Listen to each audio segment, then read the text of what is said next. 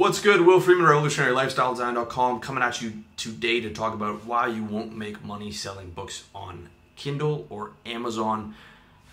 At least probably not, okay? There's exceptions to the rule, which is the top 1,000 bestsellers in Kindle who make a ton of money, and that is going to be your Harry Potter or Stephen King or authors with big PR teams and, you know, actual book deals and New York Times bestsellers and marketing budgets, okay?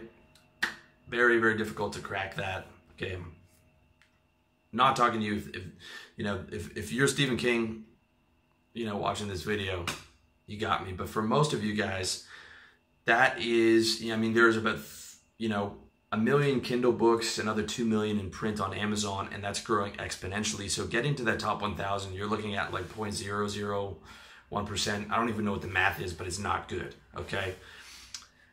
And the reality is you'll see guys promoting how much they made on Kindle, and that might be correct. I mean, obviously there are guys who are scamming, but there are guys who are, with big followings, you'll see what they're promoting on Kindle. And, they're like, yeah, I made $5,000 on, this month on my book. But then you look and it's like, okay, that's launch month. And launch month will be the biggest month, and then month 2 and 3 will be decent. But then you look back to where the guy is a year from now, and it's not good, okay? And the way that you can see that is a site called kindlepreneur.com, and you go to their rank calculator. Okay, I've verified this. There's a couple other rank calculators for Kindle and Amazon, and of course they're estimates, but across the board they all seem to show the same estimates, and I think it's pretty good data. So you look at that, and you can actually estimate what people are selling. And I think the reason people are selling so badly is there's so much free content online and on YouTube, and there's so many cheap books on Amazon that people don't want to pay a lot, and they would rather, get the information for free if it's possible, okay? And there's just so much competition on there, right? You're writing a dating book and you're competing with 1 million other guys, and if you don't have a big following, it's very difficult to stand out. And even with a big following, the amount of books sold is not a lot of money. And just the whole ebook model for selling a $5 book is usually not a good way to get rich unless you're in that top 1,000.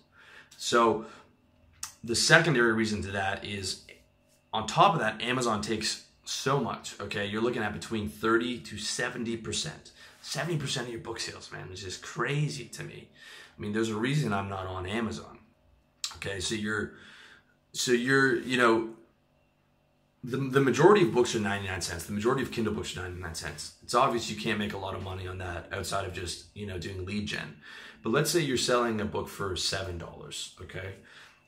Which is the average price for an actual, well-written book. I sell mine for $40 on my site, and I keep like $39 for that. But you're on Kindle, you're selling a $7 book, and you're keeping 70%, which is the higher percentage. So that's about $5, okay? It's about $5 you're keeping per book. Not a lot of money. Now, using the rank calculator, anything above 200,000 in the bestseller rank is, almost no books sold a month. When you hit 200,000 on the bestseller rank, which is, that is still difficult. I look at around, there's some big guys who are above 200,000. Okay, that's less than a book a day, 200,000 bestseller rank, and not even worth measuring in my opinion. Bring it down to 100,000 on the bestseller rank, that's 1 book a day, or 30 books a month. At $5, that's $150 a month. Garbage money. And 100,000 is hard to crack. Okay, now let's say we're getting into 50,000. Now we're talking about, these are books that, compared to other books, are selling very well on Amazon. 50,000 bestseller rank means 5 books sold a day, which is about 150 books sold a month. At $5 is $750 a month. Okay, not a whole lot of money. Not a whole lot of money for a book that's, top 1% or whatever it is. 10,000 on the bestseller rank.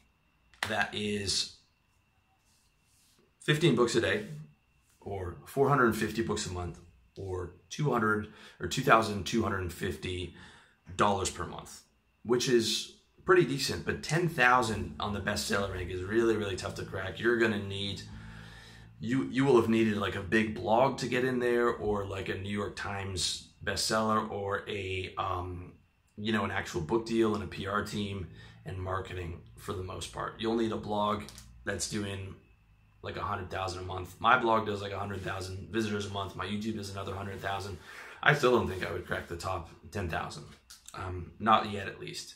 I would probably need to get my traffic up to 300,000 a month. You know, both on my YouTube and on my website to get in there, or you know, some luck or some type of New York Times bestseller book. Okay. Again, I'm not saying you guys can't do this. I don't want to sound pessimistic on that, but I'm trying to give you the reality here. Okay. And bestseller rank top 10,000 is really big, and that's also hard to maintain. So you might look at the top 10,000 bestseller rank right now, but you go back to like 50% of those books a year from now, and they're going to be at like 100,000, 150,000 bestseller rank, because most of them are probably close to launch or they were hot. There's very few books that sell like, you know, like a Napoleon Hill, like you know, they're selling consistently a lot of books every year.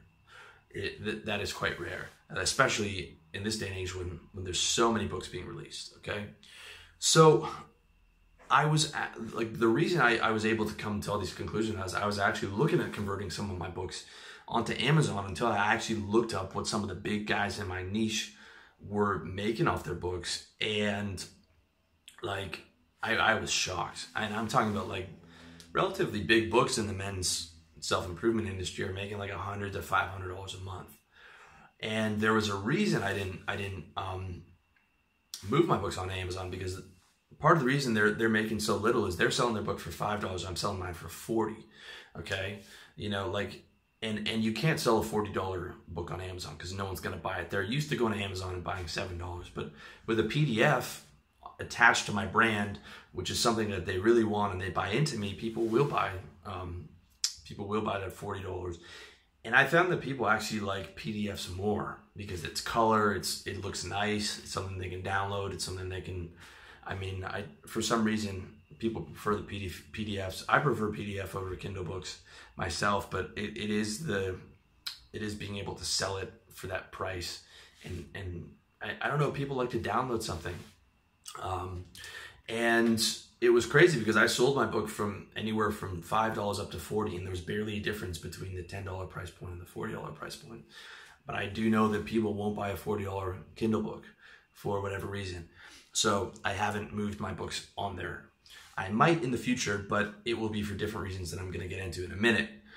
And like the reality is, yes, Amazon is useful for search. Like I would get more book sales on Amazon, but the big killers are their percentage. Okay, they're going to take, if I want to sell my book for more than $10, they're going to take 70% of that. You know, if I go in their little narrow range, they're still going to take 30%, and you have to go by their pricing model.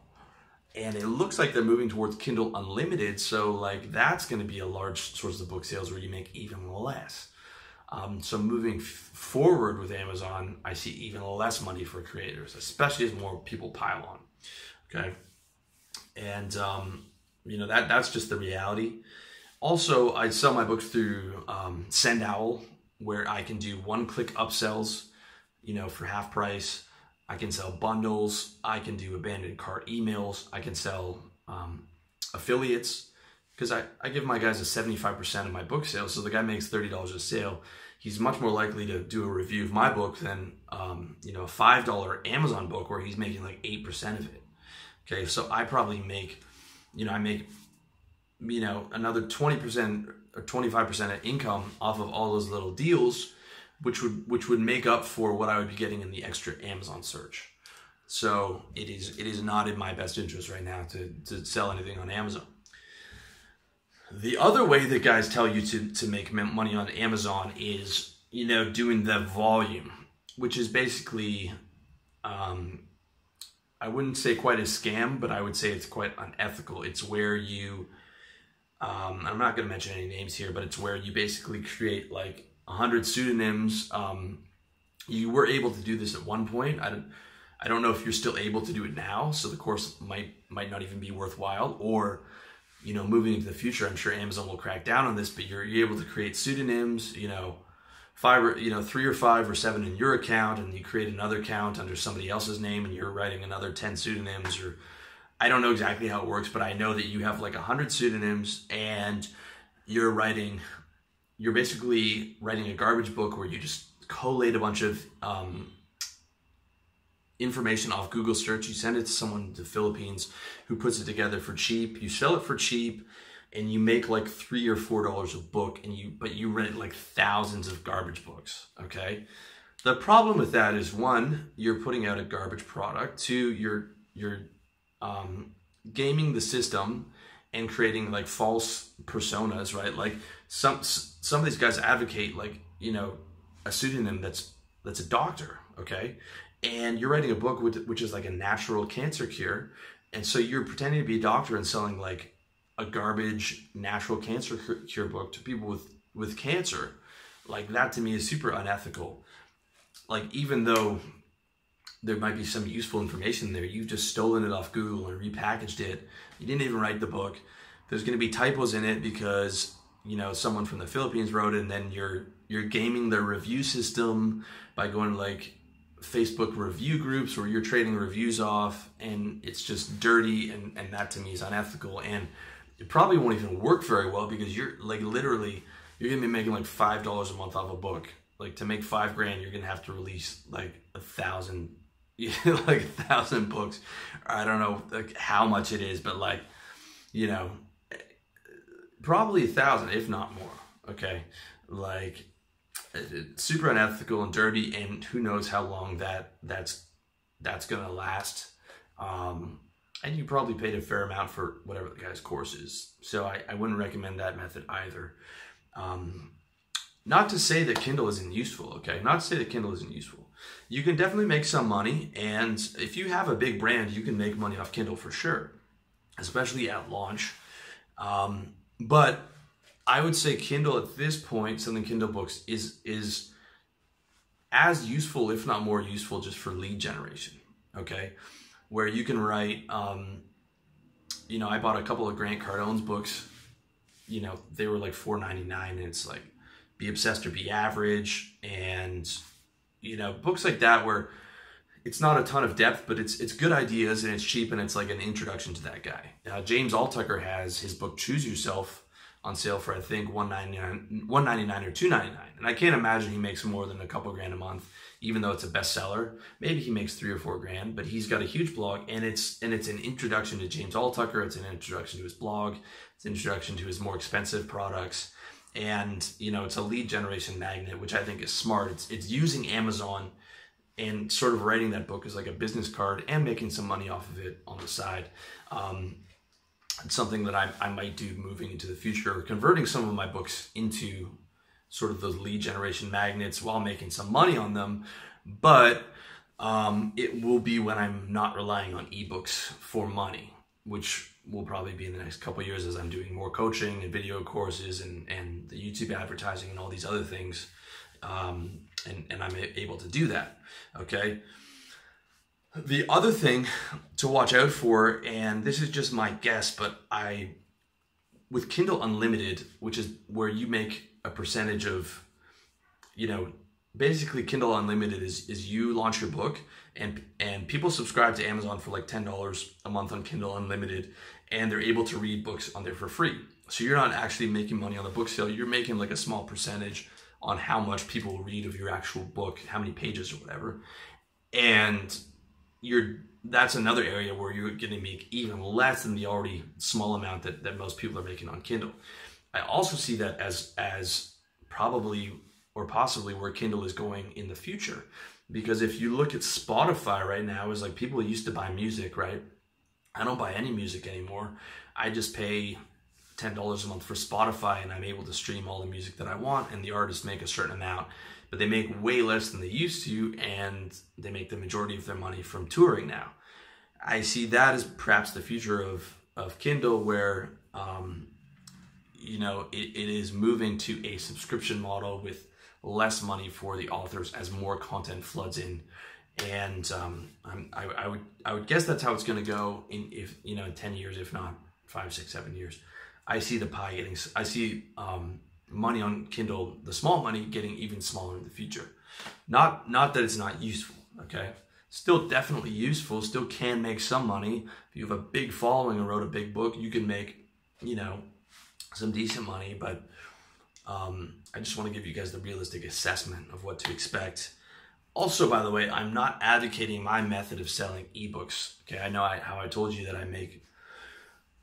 I probably make more than, a good chunk of Kindle authors because I'm able to charge more and whatnot, but I still don't think the ebook model is good. I started my website, RLD, revolutionarylifestyledesign.com. I started the blog in 2012. Blogging and ebooks was still a viable method. I don't think it is moving forward in the future. It's still the majority of my money, but in the future, I'm going to be relying a lot more. I'm going to be doing courses. I'm going to be YouTube advertising on podcasts, coaching, seminars, just building a bigger brand. And of course, I'll still have ebooks and stuff like that, but definitely not advocating that as a future model, like build a blog and ebooks.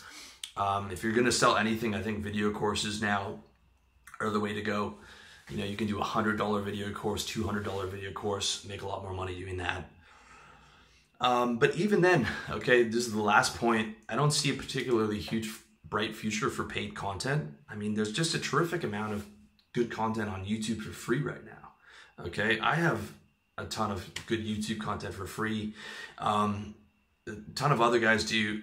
Between piracy and the amount of material that's being uploaded online daily, okay, like in the last year, I think more videos were uploaded than ever before in all the other years combined.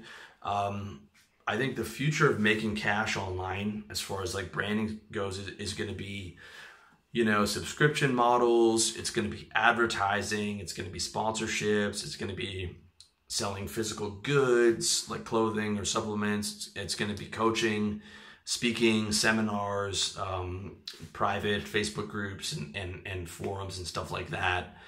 And I mean, I think there will always be a room for paid content, but I just see it's going to be less. And that's just my perspective on it. So, it's definitely something to look out for. But as far as Kindle goes, I mean, I hope that gives you sort of like a more realistic assessment. Okay, I don't want to sound too pessimistic for you guys, but I just want you to know what to expect. I mean, this is why I tell you guys, like, okay, it's cool to build up a brand and do that, but like, it's so competitive. It takes so long. And this is why I recommend most of you guys doing a service-based business, selling coaching or marketing or something like that. Yes, you're selling your time for money, but you can make a lot more money while you're building up your brand than trying to sell the info products. It is difficult. And I'm speaking to you as someone who's making, I'm in the top 1% or 0.01% of what I make off info products a month, at least for now. So, it's definitely something that you guys have to understand, especially in regards to Kindle. Hope you found that useful. If you got any questions, let me know. As always, much love to you. I wish you all the best in your personal development journey. Hit me up, revolutionarylifestyledesign.com, Revolutionary Radio Podcast, iTunes, and on my Facebook page, man. Much love.